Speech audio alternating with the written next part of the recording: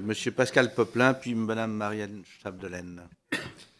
Oui, merci Monsieur le Président. Je voulais revenir rapidement sur les modifications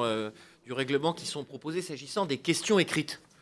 Pour dire que pour ma part, je suis très favorable aux dispositions qui sont proposées, auxquelles je ne trouve rien de choquant ni de scandaleux, contrairement à ce que j'ai pu entendre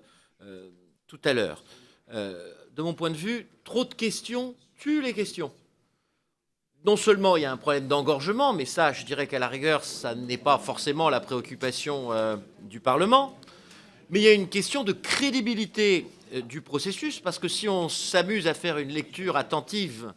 de la somme de ces questions, il faut avoir parfois du temps à perdre, on est parfois dans la chronique de l'insolite, ou du copier-coller, ou du petit télégraphiste, parce que certains nous proposent chaque jour par courrier des questions prêtes à poser. Et puis,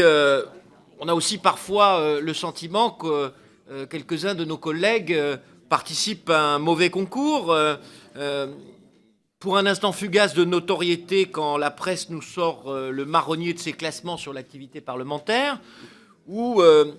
un des effets pervers de l'existence de certains sites qui s'essaient, au moyen de critères parfois un peu contestables, à évaluer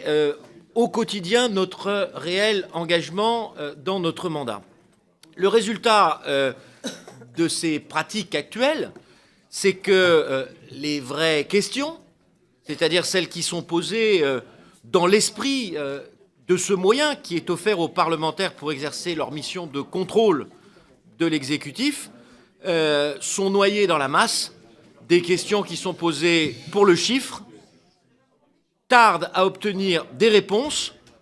ou à tout le moins obtiennent des réponses bâclées, dont on s'interroge parfois sur la validation politique dont elles ont pu faire l'objet. Alors, il me semble que la sobriété peut concourir à la qualité, et pour les inquiétudes qui peuvent être formulées, il existe déjà des dispositions dans notre règlement, s'agissant par exemple des questions d'actualité au gouvernement, qui numériquement favorisent les groupes minoritaires par rapport aux groupes majoritaires. Donc je crois qu'on peut tout à fait s'engager dans ce processus qui, de toute façon, serait une autorégulation, puisque c'est les instances de l'Assemblée nationale et non pas le gouvernement qui fixerait, le cas échéant, les quotas de questions qu'il serait possible à chacun de poser. Merci, chers collègues.